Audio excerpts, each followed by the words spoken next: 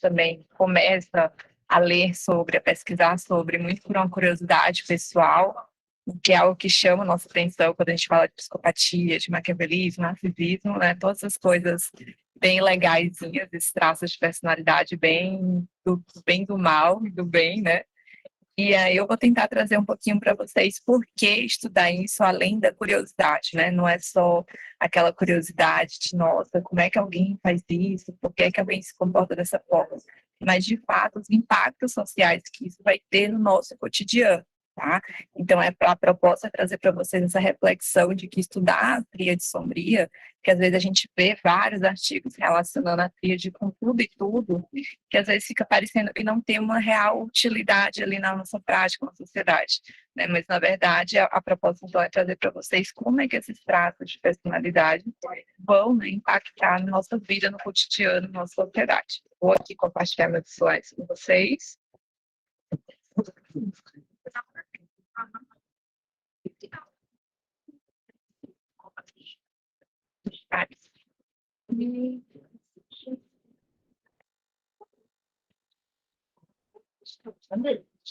Você está conseguindo ver ele grande?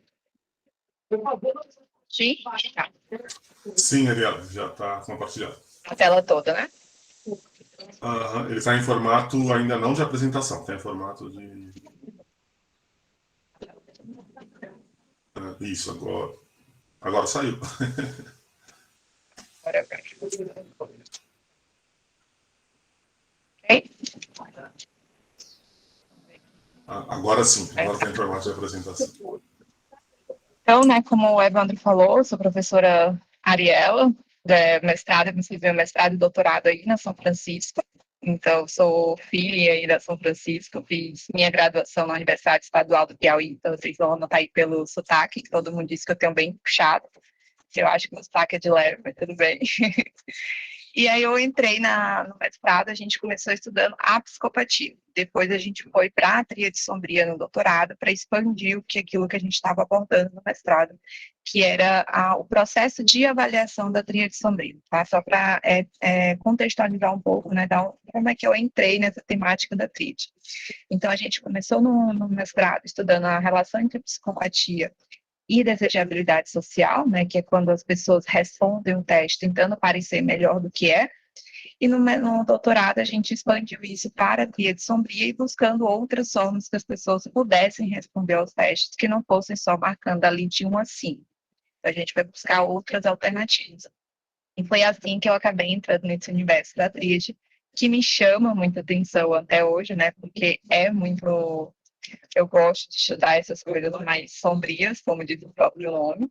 Então, vamos lá ver um pouquinho sobre isso. Além da tríade, né, que a gente vai ver especificamente, nós temos assim, uma infinidade de traços que eles são considerados socialmente indesejáveis. Então, a tríade sombria, junto com esses outros traços, como o autoritarismo, o egoísmo, o sadismo, o despeito, tem vários outros traços que eles nos trazem comportamentos sociais que eles vão contra tudo aquilo que a sociedade defende, né, de processibilidade, de cooperação, de empatia, de você ter o respeito pelo outro, de você se importar com o sentimento do outro. Então, esses traços, eles acabam chamando atenção e acabam sendo repudiados porque eles dão ênfase naqueles comportamentos que a gente não quer ver em sociedade, né? Que é o comportamento de se importar só consigo mesmo, é o comportamento que o outro pode se dar mal se eu não me der.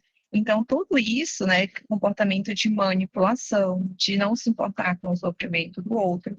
Então, são traços que, apesar de a gente ver diariamente na nossa sociedade, eles, de forma explícita, eles são condenados. Tá? Apesar de que a gente está num momento cultural que meio que alguns desses traços são um pouco exaltados, né? A gente está ali numa contradição nesse momento da sociedade, que explicitamente eu condeno esses comportamentos de manipulação, de falta de empatia, mas ao mesmo tempo a gente acaba alimentando esses comportamentos, né? Quando a gente tem ali a questão da mídia, aquela questão de cancelamento na internet, então você fica ali condenando o outro, mas você mesmo, né, acaba tendo aquele comportamento. Então a gente condena ali no público, mas no privado são comportamentos que a gente observa com bastante frequência. É uma frequência, assim, até que preocupante, principalmente quando a gente vai ali para o polo do narcisismo, que a gente vê que isso são traços, né, a gente vai ver daqui a pouco, que acabam acontecendo na sociedade com pessoas que não têm patologias, tá, gente? Só que nós aqui que estamos aqui, a gente vai ter um pouquinho desses traços, e a gente acaba, né, apresentando, e a gente acaba observando na sociedade, principalmente nos mais jovens, alguns desses traços e até um pouco num nível bem preocupante. Então, o que vai juntar esses traços é justamente isso, né? Que eles não são desejáveis do ponto de vista social, por eles romperem com essa cooperatividade, né? Eles rompem com esse compartilhamento. E a gente tem vários exemplos, assim, na, na mídia, né, na vida real, de que toda vez que a gente pensa nesses traços, a primeira coisa que passa pela nossa cabeça são criminosos, são assassinos, né? A gente não para pensar que existem pessoas no nosso dia a dia, aqui do nosso lado, ou que nós mesmos tenhamos alguns níveis desses traços. Então, toda vez que a gente pensa, tríade sombria, que a gente fala de psicopatia principalmente, aí a gente vai lembrar do Mays, a gente vai lembrar da Lisa Borden, e vários outros grandes assassinos em séries que a mídia nos apresenta, né? Tanto os fictícios como os reais. Então, a gente tende a nos distanciar desses casos como se eles só pertencessem a uma esfera muito pequena da sociedade e que leva essas pessoas a cometerem atrocidades. Então, a tríade sombria, né, o estudo da tríade em si, ele vem um pouco para romper com essa ideia de que somente pessoas de níveis muito extremos ou pessoas muito criminosas que vão apresentar esses traços. E ele vai olhar assim, olha, não é só essas pessoas que cometem crimes horrendos, que têm traços sombrios de personalidade. Todos nós da sociedade, de algum nível, a gente também apresenta, né?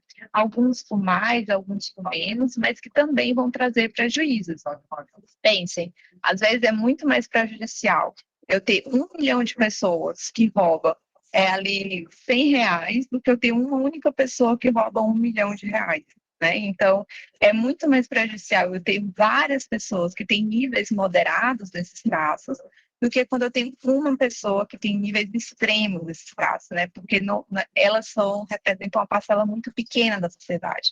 Quando nós temos uma parcela bem maior de pessoas que têm esses níveis ali, né, mais moderados e que trazem esse prejuízo assim, no dia a dia, dificultam as relações de trabalho, leva a pessoa a relacionamentos tóxicos, né, mas que a gente não identifica essa patologia, que essa pessoa não chega a cometer um crime de fato, mas que ainda assim causa desconfortos. Então, eu vou pedir primeiro para vocês se dissociarem um pouco dessa ideia, tá, de que a tríade é apenas para esses questões extremas, e a gente vai voltar a olhar um pouco para nós mesmos e para quem está ao nosso redor e para a sociedade como um todo.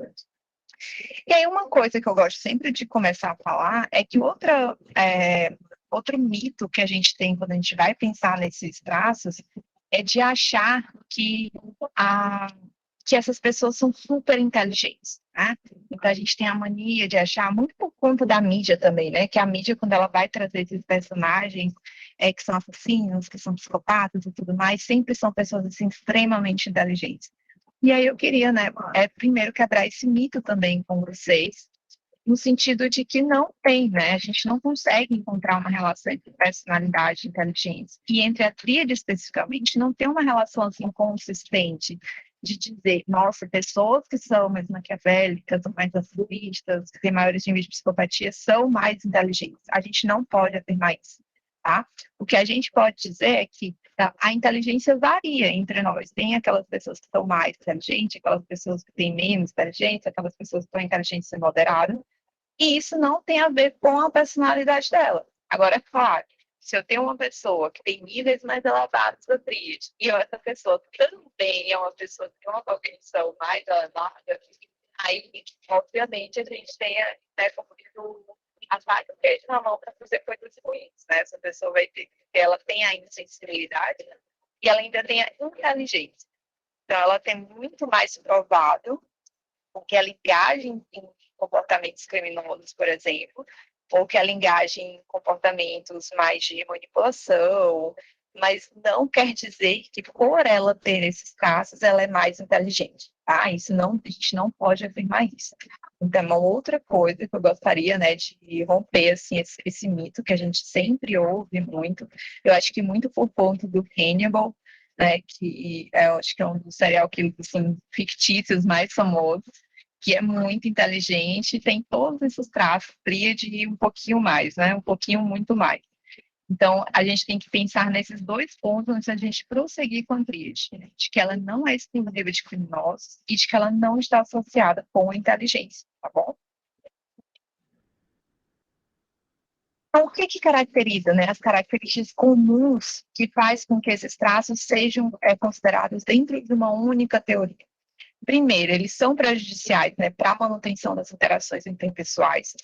Nós, seres humanos, somos seres sociais. A gente precisa estar relacionando, a gente precisa estar o tempo todo se relacionando com alguém. Mesmo quando eu tenho um trabalho que não me exige muita interação, ainda assim ele tem alguma interação. Né? Eu preciso interagir se eu vou no supermercado, eu preciso interagir, eu estou aqui no aeroporto, eu preciso interagir com as pessoas dentro do meu trabalho, nem que meu trabalho é na frente do computador, mas até você chegar na frente do computador você interage, e na frente do computador você interage com outras pessoas. Então, esses traços, eles vão acabar prejudicando, né, essas relações interpessoais mais saudáveis. Eles demonstram, né, uma tendência problemática do sujeito. Então, o sujeito, ele vai ser muito mais do que a gente chama assim de como se fosse sintônico. Ele não consegue perceber que é o comportamento dele que está causando esses prejuízos. É sempre o outro que é responsável por aquele prejuízo. E eles são definidos segundo os valores culturais também, né? Então, pode ser que uma cultura, por exemplo, aqui, vamos comparar aqui Brasil e Japão. Se eu chegar lá no Japão dando um abraço na pessoa e dando um beijo, isso vai ser considerado algo totalmente indesejável, né, socialmente, porque eles não têm como cultura essa questão do abraço, do cuidado, do chegar lá, né, de sentar e tudo mais, que a gente tem aqui no Brasil. Então, a gente também tem que pensar que alguns desses comportamentos que nós consideramos aqui no Brasil socialmente indesejáveis podem ser desejáveis em outro lugar e vice-versa. Tá? Então, quando a gente vai trazer essa expressão, né, de traços socialmente desejáveis, eles têm um peso cultural muito grande. Quer dizer, então, que não existe narcisismo ou maquiavelismo em outra cultura? Não. Só que a manifestação de comportamentos pode ser um pouco diferente. Tá? Então, pode ser que aqui no Brasil, se você não abraça pessoas, não cumprimenta, a gente já vai considerar você um pouco insensível. Se eu vou para uma cultura onde isso não é esperado, você já não vai ser considerado insensível, você vai ser considerado educado, vai precisar de um nível muito maior para aquela cultura entender seu comportamento como insensível, entendeu? Então, a gente precisa sempre pensar nesse aspecto cultural quando a gente vai falar dessas manifestações de comportamentos. E aí, todos nós possuímos em algum nível, né? Que a ideia da tríade sombria é a gente fazer uma avaliação como se fosse uma avaliação que a gente chama de subclínica. Então, a ideia é o seguinte, só para a gente poder situar vocês. A ideia é que a tríade, ela vem dessa perspectiva dimensional e não categórica. Então, quando eu tenho um traço de personalidade que ele é dimensional, ele vai variar em intensidades, né? Então, eu vou ter diferenças quantitativas. E quando ele é categórico, eu vou diferenciar ele em qualidade, no sentido eu tenho ou não tenho. Então, quando a gente pensa em personalidade, a perspectiva que eu estou apresentando para vocês é sempre nessa perspectiva dimensional. Então, o que é que vai acontecer? Na perspectiva dimensional, eu vou ter ali, se eu pensar ali na emoção, da extrema tristeza e extrema alegria. E eu posso ter vários níveis ali ao longo, né? E a categórica, eu consigo diferenciar o que é uma cadeira e o que é uma mesa ali. Então, eu consigo dizer tem ou não tem. Então, quando a gente vai pensar aqui na filosofia, eu vou pensar nesse sentido quantitativo. Então, eu posso pensar em pessoas que têm níveis mais extremos, e quando esses níveis chegam extremo do extremo, eu vou pensar em patologias, né, de transtornos mentais mesmo, se a pessoa poder, por exemplo, ter um transtorno de personalidade narcisista, né, um transtorno de personalidade antissocial. Mas antes disso, ali do meio, eu vou ter o que a gente vai chamar de subclínico, onde esses comportamentos vão trazer prejuízos interpessoais para a pessoa, mas ela tem uma funcionalidade ok, né? Ela consegue manter relações ruins, mas consegue. Consegue trabalhar? Consegue. Só que vai ser relações o tempo todo muito truncadas, né? Não vão ser relações que vão fluir, não vão ser relações que vão durar, não vão ser relações que vão ser muito saudáveis.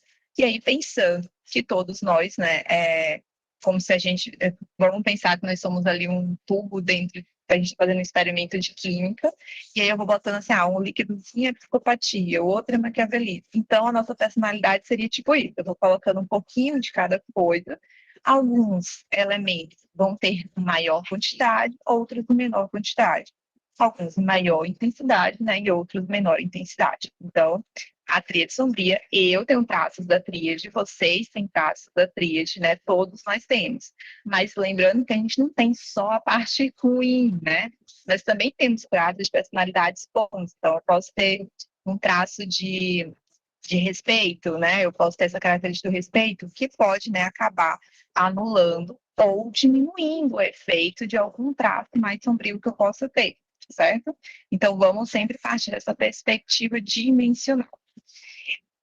Aí a tríade, né, que ela foi pensada assim em conjunto pelo Paulus em 2002, quando ele publicou seu artigo, e ele vai trazer como sendo esses três traços, né, o narcisismo, a psicopatia e o maquiavelismo. E aí em 2014 ele acrescentou a essa tríade, né, o sadismo. E aí agora eu trouxe para vocês o título de tríade, mas o que a gente tem de mais atual é a tétrade sombria da personalidade. E, gente, e aqui a gente vai longe, tá? Lá mais para o final eu vou mostrar para vocês uma outra teoria. Então, o que a gente vai trabalhar agora é justamente com essa tétrade sombria da personalidade. E o que que eles têm em comum, né? Por que que eles estão sendo considerados como parte de um mesmo conjunto? Então, o que caracteriza esses quatro é o que que eles têm em comum? Essa falta de empatia, essa insensibilidade, a manipulação interpessoal, mentira, né? São pessoas que mentem por mentir. O auto-benefício, né? Então, aquele comportamento auto-benefício, não, e comportamento de agressividade. Lembrando que a agressividade não é a mesma coisa que violência, tá? A agressividade não é só eu chegar lá, dar um tapa na pessoa, dar um murro em alguém. A agressividade, ela pode se manifestar de vários formas, né? A partir de uma fala, de um sarcasmo, né? De aquela questão de ser passivo-agressivo que a gente fala. Então, existem várias formas que a gente pode manifestar essa agressividade. E aí, esses quatro traços de personalidade, eles têm essas características em comum que fizeram com que eles fossem pensados dentro de uma mesma teoria. A gente vai ver agora eles individualmente, depois eu vou mostrar para vocês, né, o que é que a gente tem de impacto deles assim, na sociedade. Então, o narcisismo, eu acho que é o mais fácil, né, para a gente perceber. Acho que o Gaston, que eu adoro vocês, ele é bem estereotipado do narcisismo. Eu vou falar a palavra narcisista, gente, mas sempre entenda que eu estou falando de alguém que tem um nível mais alto de narcisismo, tá? Só para condensar aqui a fala. Não porque quando a gente fala narcisista, dá aquela entender daquele categórico. É ou não é, né? Mas não é nesse sentido. A gente está pensando aqui que alguém tem um nível mais moderado para mais alto ali de narcisismo, tá? Então, o narcisista é uma pessoa que ela tem certeza que ela é o centro do universo, né? Ela não acha, não, ela tem essa certeza que ela é o centro do universo, e se o universo está girando em torno dela, então ela merece tratamento especial, ela merece o que arte melhor, né? Ela merece que as pessoas estejam ali para servi-la. Então, eles vão acabar tendo esse senso de grandiosidade, de achar que são melhores, né, que merecem o melhor e que merecem que as pessoas estejam o tempo todo ali ao seu lado. Só que tudo isso também esconde uma grande vulnerabilidade, né, do eu. Então, eles também são muito vulneráveis, então por isso que eles estão sempre buscando essa autoafirmação externa. Por isso essa necessidade constante de ser visto, de ser elogiado, de ser reconhecido em suas realidades, para esconder, né, para dar conta dessa vulnerabilidade interna que eles têm. Então, eles gostam de exibir todas as conquistas, né, para poder buscar essa aprovação constante, então ter essa autoafirmação constante. São pessoas que sempre vão buscar por cargos de liderança, porque o cargo traz status, tá? Então, eles gostam do cargo de liderança pelo status que isso lhes confere, né? Tem esse comportamento manipulativo e inseguro para garantir que as pessoas fiquem ali ao seu lado, né? Para garantir que ela seja reconhecido. Então, por exemplo, um amigo narcisista é aquele que vai ver a tua conquista e vai dizer assim: nossa, legal, né? Mas foi só isso. Porque fala assim, quando fui eu consegui tal e tal coisa. Então, a pessoa é o passivo-agressivo que a gente chama, né? Ela meio que te elogia, te bota para baixo e se coloca para cima ao mesmo tempo, né? Então, eles vão ter esse tipo de característica, porque vão ser pessoas que vão ter muita inveja, porque se eu sou o centro do universo, eu sou o melhor, eu não aceito ter alguém melhor do que eu, né, perto de mim. Se essa pessoa demonstra ser melhor, eu acabo, né, tendo comportamentos que diminuam a imagem dela perante os outros. Então, se é uma pessoa que no trabalho está perdendo espaço, pode fazer fofocas sobre você, né, para garantir que você vá perdendo aquela atenção produtiva que deveria, segundo ele e ela, deveria estar para si, tá? Então, eles têm muito essa preocupação com a reputação e opiniões externas, né, porque eles precisam dessa aprovação constante, e aí eles sempre vão estar buscando, né? E também vão ser os famosos puxa-sacos, tá? Porque eles gostam de estar perto de pessoas que mandam, né? Que têm o poder real. Então, porque ele está perto de pessoas que o entendem, né? Então, essa pessoa está no meu nível, ela me entende. Os outros são os outros, certo? E aí eles respeitam as regras à medida que isso favorece a sua imagem. Então, se eu respeitar as regras é algo que vai ser benéfico para mim, então lembra lá do alto benefício, então eu vou respeitar. Se um momento eu entender que essa regra está me prejudicando, eles não têm problema, né, em burlar a regra. O maquiavelismo, né, a gente vai vir lá é um termo que surge dentro da sociologia, ele não surge dentro das patologias da psicologia, né? Ele vem lá do Maquiavel, porque os fins ficam meios. Então, são pessoas muito cínicas, né, muito estratégicas, que eles gostam o maquiavélico agora, ele não necessariamente precisa da posição de liderança. O que é mais importante para ele não é ser o líder, mas é aquele que tem o poder, tá? Então, nem sempre aquela pessoa que está ali mais exposto é o que de fato tem o poder. O maquiavélico não faz questão dessa atenção. Ele prefere estar na posição onde ele de fato vai ter o poder, né, para manipular as pessoas, para fazer o que quiser delas, porque na visão dele as pessoas pedem para ser enganadas.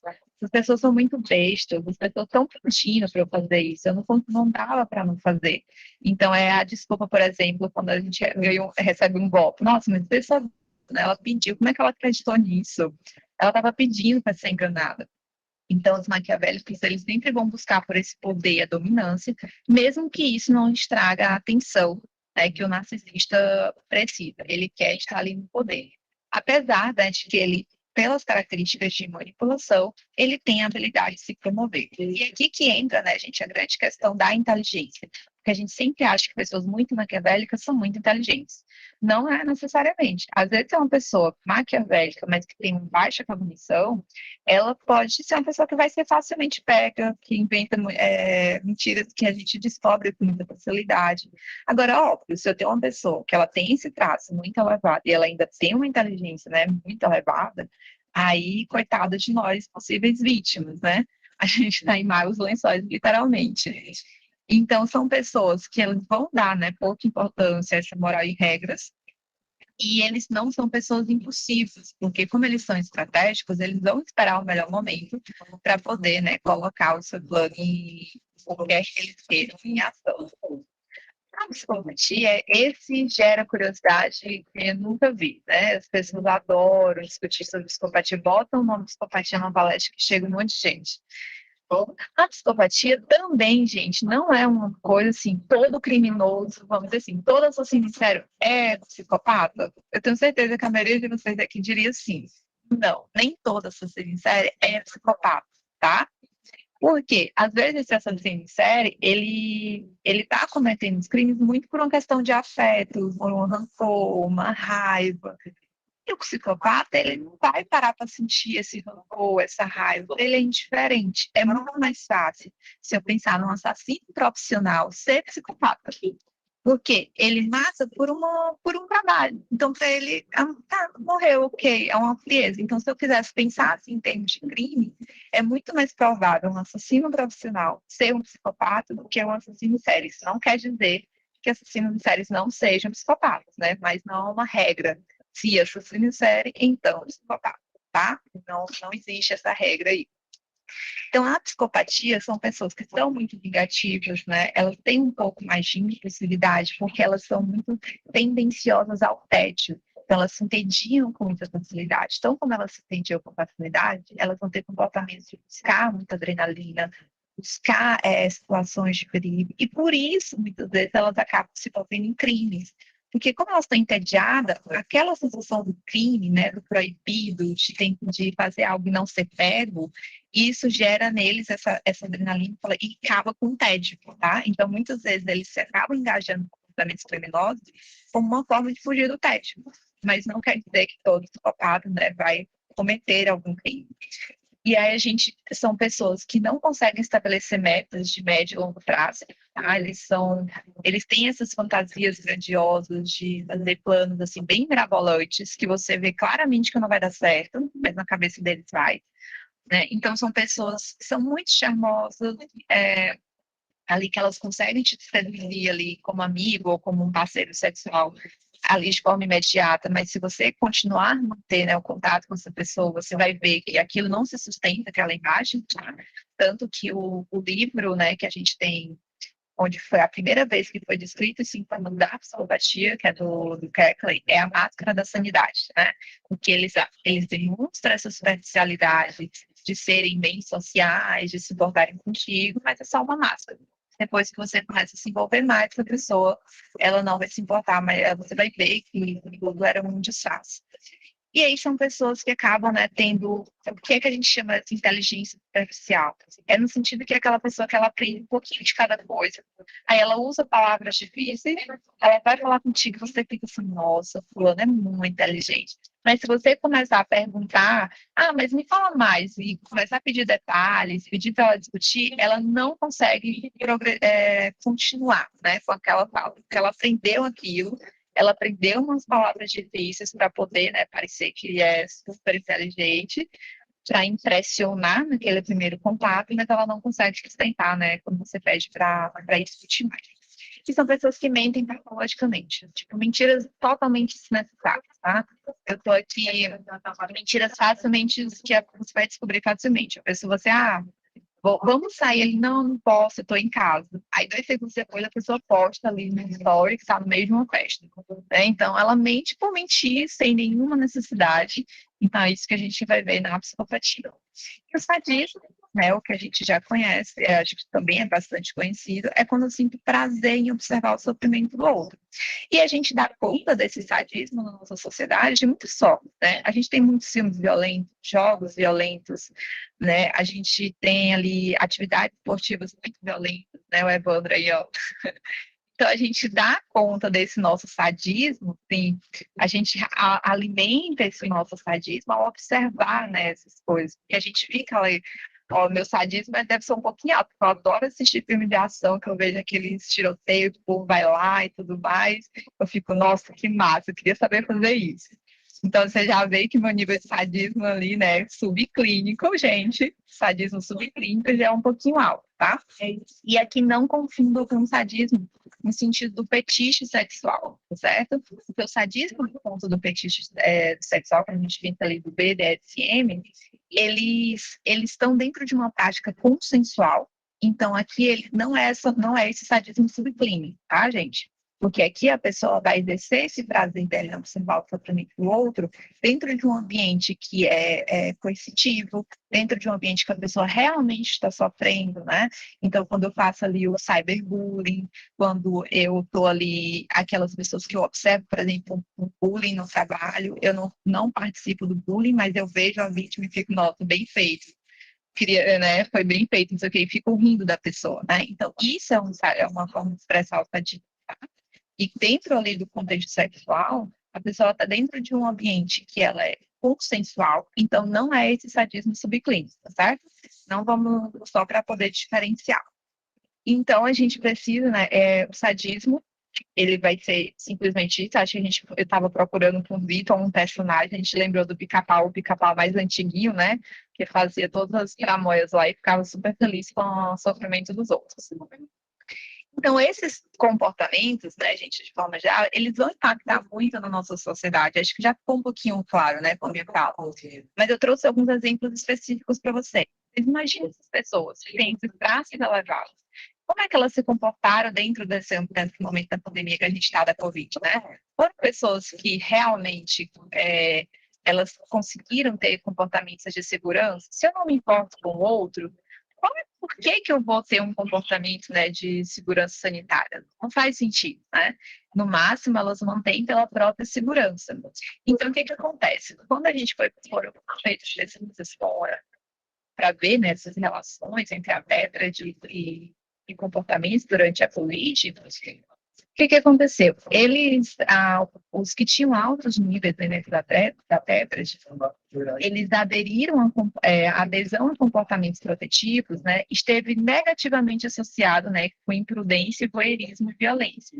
Então, o que aconteceu? Essas pessoas, elas aderiram muito menos a comportamentos protetivos do que pessoas que tinham níveis baixos da tétrade, porque elas estão, quanto mais imprudentes a pessoa, mais esse voyeurismo violento, que é justamente o clínico, menos era a chance dessas pessoas engajarem em comportamentos protetivos. Então, quando a gente pensa nessa forma, a gente tem que pensar em estratégias que vá conversar com essas pessoas, tá? E a adesão à vacinação também, né? Quanto mais desonestas fossem as pessoas, mais esse tráfico de desonestidade, menos propensas elas estavam a aderir à vacinação. Então, penso, se eu tenho muitas pessoas em níveis moderados e pouco mais altos da tétrade, então a gente pode buscar entre aquelas pessoas que não se cuidaram, né, durante a pandemia, que não aderiram à vacina, que existe uma maior probabilidade dessas pessoas terem níveis mais altos da tetra do que quem aderiu ali de cara. Tá? Então, a gente pode pensar em impactos sociais, né? O narcisismo e o maquiavelismo, né, eles apresentaram uma relação positiva com o afeto negativo durante a pandemia. Então, o que é que significa? Que essas pessoas mais narcisistas e mais maquiavélicas, elas também se sentiram mais mal durante a pandemia. Porque o narcisista, dentre esses casos, ele ainda assim é o mais sociável, né? Porque ele precisa da aprovação social, então ele acaba, né, também se sentindo mais perdida assim, nesse momento, e uma das hipóteses que foi pensada é porque durante a pandemia eles tiveram menos chances de receberem aprovação social, né, por conta do isolamento, então eles acabaram ficando mais deprimidos. E os maquiavélicos também tiveram menos chances de exercer sua manipulação, então tiveram que se adaptar. Então, são duas pessoas que precisam dessas relações interpessoais para poder se sentirem bem, um para buscar essa aprovação social, e o outro, né, para buscar a sensação de poder, e a pandemia tirou essa possibilidade deles, porque a gente foi isolado, né, cada um foi de campo. Para eles tiverem esgotar as suas possibilidades ali com quem quer que eles tenham ficado isolados. E aí o afeto positivo, né, ou seja, eu me senti bem, né, durante a pandemia, surpresa, teve uma relação positiva com o sadismo. Por quê? Que é ser sádico é eu sentir bem com o sofrimento do outro, né? Então, aqueles que eram muito sádicos, né, sobre o alto sadismo, ficou vendo ali o sofrimento das pessoas, assistindo na TV, e isso gerou um prazer neles, né? Então, gerou sensações, afetos positivos neles, tá? E a psicopatia, obviamente, né, teve uma relação negativa com o afeto. Novamente, muito por conta ali, quando a gente pensa no narcisismo e maquiavelismo, né, por eles terem ficado isolados, perderam muitas suas chances de ter essas relações prejudiciais, mas que para eles é boas, né, de manipular, de estar ali sugando as pessoas, e aí acabou que a pandemia tirou essa oportunidade deles, tá? E aí o comportamento de limpeza de superfícies de casa, pessoas, né, com níveis mais altos de narcisismo e psicopatia tinham menor probabilidade de engajar nesses comportamentos. E pessoas com sadismo tiveram maior probabilidade, porque uma coisa é observar o sofrimento do outro, outra coisa é eu sofrer, né? Então, no sadismo, eles tinham esse cuidado consigo, mas quando a gente pensa que o prazer deles estava voltado em ver o sofrimento dos outros, né? Tá ali vendo, né? Você vê a notícia da pessoa, parentes, tudo mais, de quantas mortes estão acontecendo no mundo. Então, eles tinham muito isso. E o narcisismo e a psicopatia, como eles têm, assim, bem mais, bem mais essa questão de não me importar, nem esforço por conta de forma geral, eles tinham também essa habilidade, né, de ter esses comportamentos de limpeza, tá? Quando a gente pensa no. Aí outra situação, né, do cotidiano que a gente tem é o trânsito. Então, essas pessoas que têm mais altos níveis de traços da tétrade são pessoas que estão mais prováveis de receberem multas por excesso de velocidade, por dirigir sob efeito de álcool, por serem negligentes no trânsito, por ter uma direção perigosa. Os narcisistas foram os que tiveram menos associações, mas lembra que eu falei, desde que as regras sejam algo que vai beneficiá-los, eles aderem às regras, né? Porque eles querem essa aprovação social. Maquiavelismo, psicopatia, e aqui no caso que é só a tríade, maquiavelismo e psicopatia, eles não se importam com as regras, de forma alguma, porque eles não buscam essa aprovação social. E aí eles acabam, né, sendo pessoas muito mais prováveis de se engajarem nesses tipos de comportamentos, tá? E aí, dentro de controle em relacionamentos, né? Então, quando a gente pensa em relacionamentos tóxicos, pode ir atrás que essas pessoas com certeza têm níveis mais altos da tríade, da tétrade, tá? Pessoas que estão dentro do relacionamento tóxico, assim, não o que sofre, né? O que recebe ali o veneno, mas o que dá o veneno, são pessoas, assim, que são muito prováveis, eu não vou dizer com certeza, porque a gente não tem como dar essa certeza, mas são pessoas que têm uma maior chance, né, de ter altíssimos níveis dentro da tétrade. Então, esse estudo, ele foi avaliar os tipos de controle, né, dentro em relacionamentos e a relação com a tríade. Então, controle, eu controlo o outro por monitoramento e ameaças, né, de saber para onde a pessoa vai e tudo mais. Eu controlo os comportamentos autônomos, né, do que a pessoa veste, o que ela usa, que perfume que ela vai usar, que roupa íntima ela pode usar, e controle sobre as atividades rotineiras, né? Saber que horas a pessoa entra no trabalho, que horas ela sai, com quem ela sai, né? Para onde ela vai. Então, existem esses três tipos de controle. E os que tiveram maiores associações com esses três tipos de controle são sádicos e psicopatas, né? Então, sadismo e psicopatia. Então, pessoas que têm maiores níveis de sadismo, maiores níveis de psicopatia, têm muito mais chance de engajar em comportamentos tóxicos, né?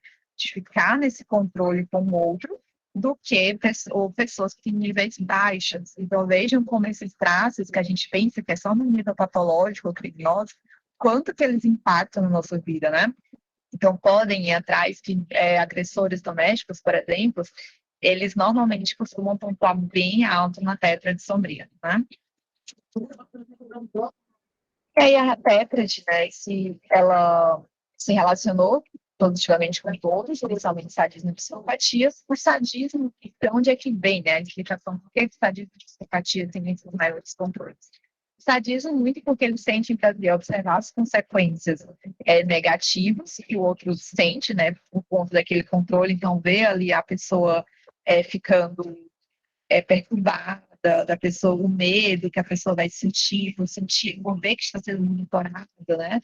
Então, a submissão ali da pessoa, então, também isso faz com que aquela pessoa mais sádica, sinta prazer através desse controle.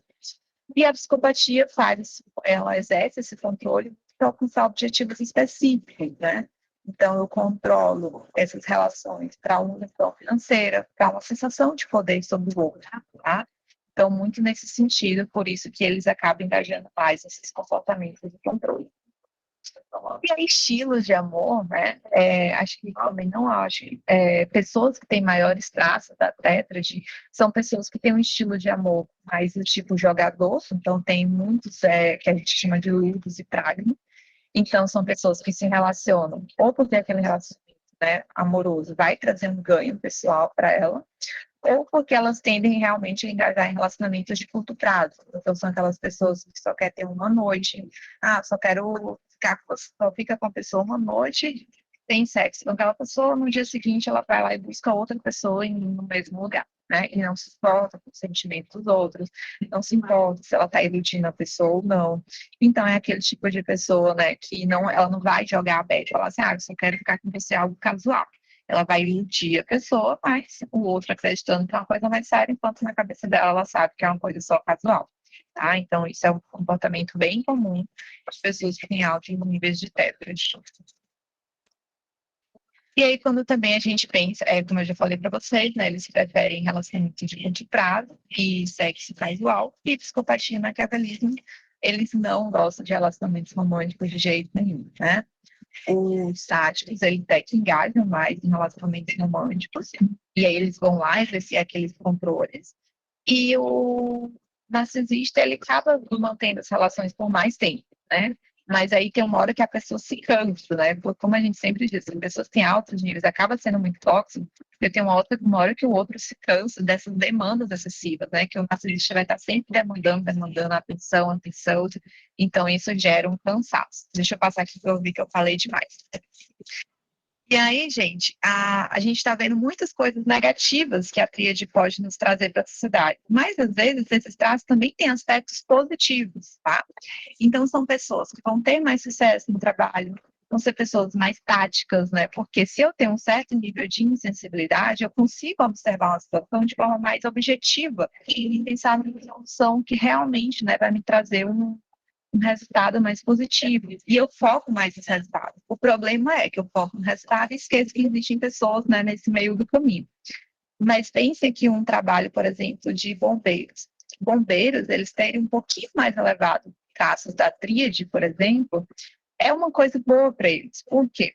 Porque o trabalho deles é entrar no fogo. A nossa resposta natural biológica diante de uma situação de perigo é, no mínimo, fugir, né? Fugir, congelar, fugir, congelar, eu tô lembrando só em inglês agora, gente. Mas a reação, se a gente vê o fogo, é a gente ir para o outro lado, certo? Então, se eu sou um bombeiro e eu tenho um certo nível da atriz um pouco mais elevada, no sentido de eu ser mais insensível, um pouquinho mais insensível, né? Tá ali mais tático, eu consigo me jogar nesse trabalho de com mais facilidade, né? Porque eu vou ter uma sensibilidade emocional muito menor para dar conta daquilo, né, para dar conta de me jogar ali no fogo. Mas lembrando que a gente tem, e nem toda a gente às vezes cria essas fantasias, né? A pessoa, nossa, é um herói, vai lá salvar as pessoas. Nem sempre, tá, gente? A pessoa tem aquele trabalho, não é por uma questão empática de, nossa, vou salvar as pessoas.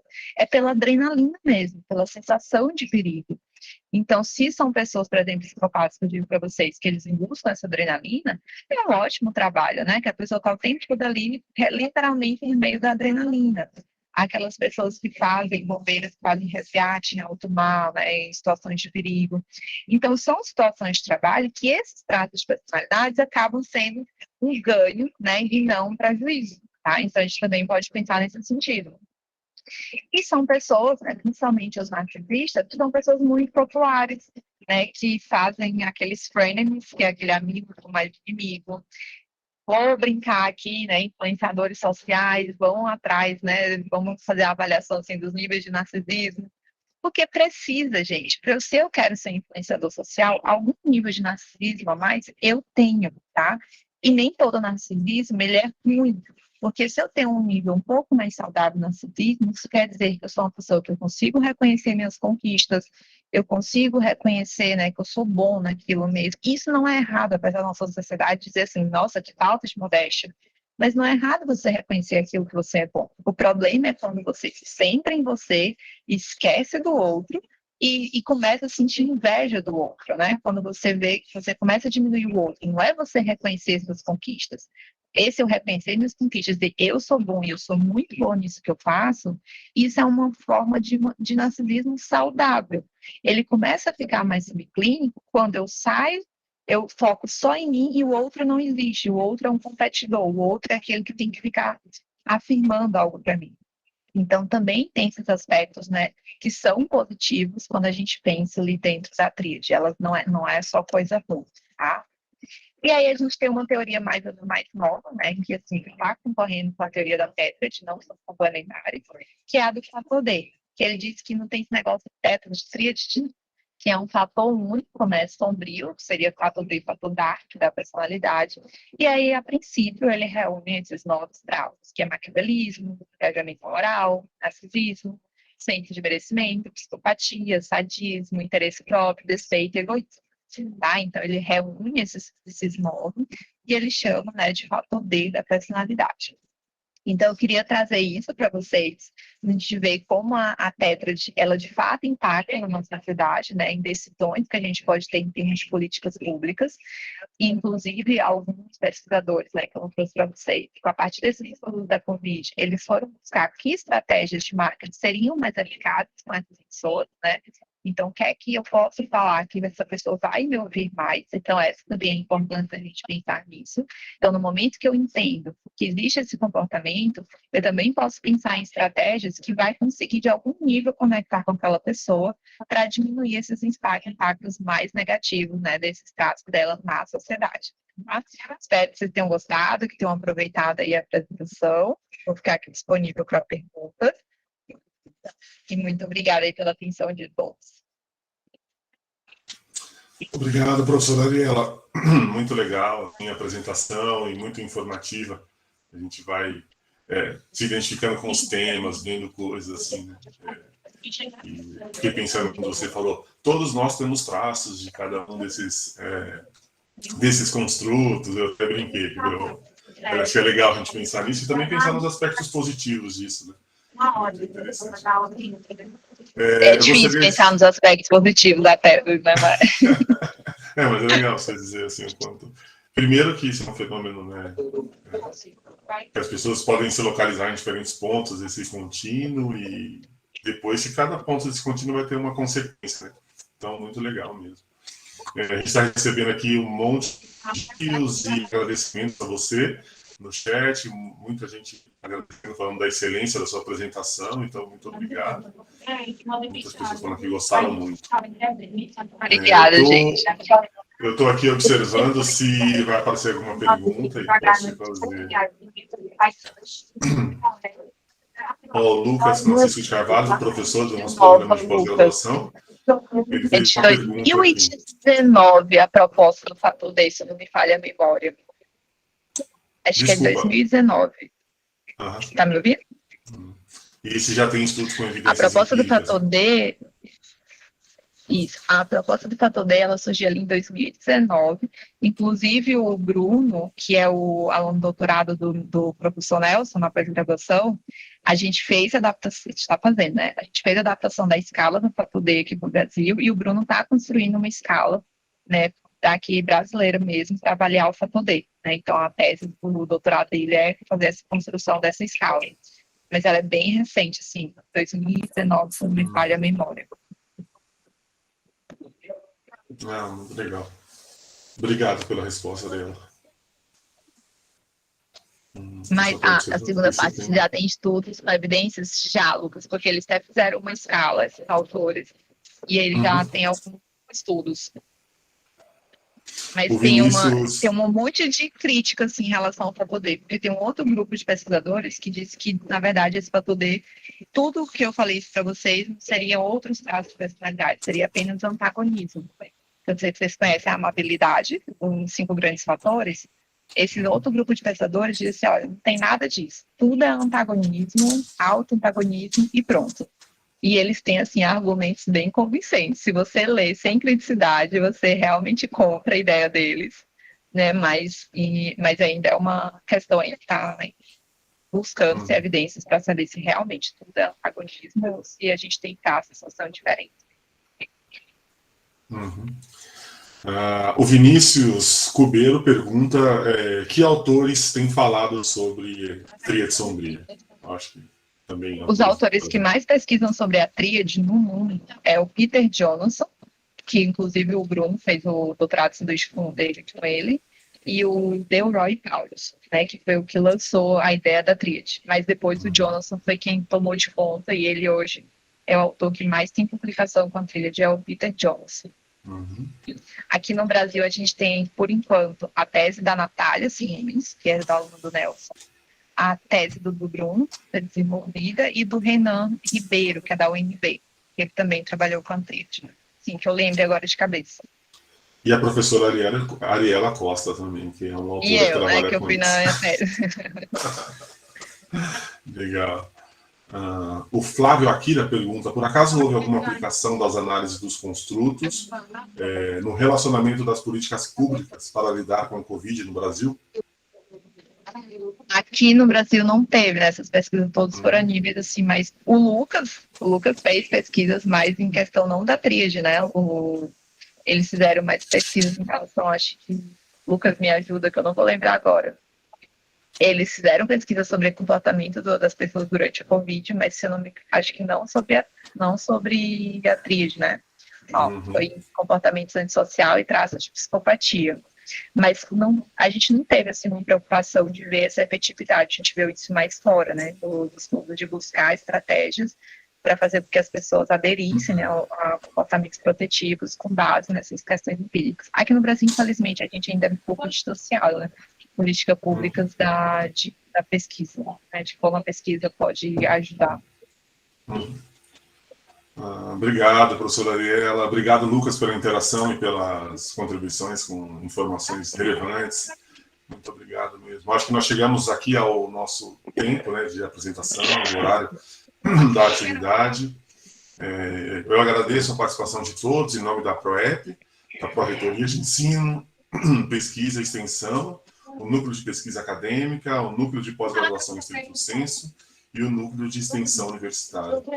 Eu gostaria de lembrar vocês que os certificados serão disponibilizados por e-mail, tá? E para receber esses certificados, é preciso fazer a inscrição em cada uma das atividades separadamente, tudo bem? E vocês também receberão um link para responder a pesquisa de satisfação do evento.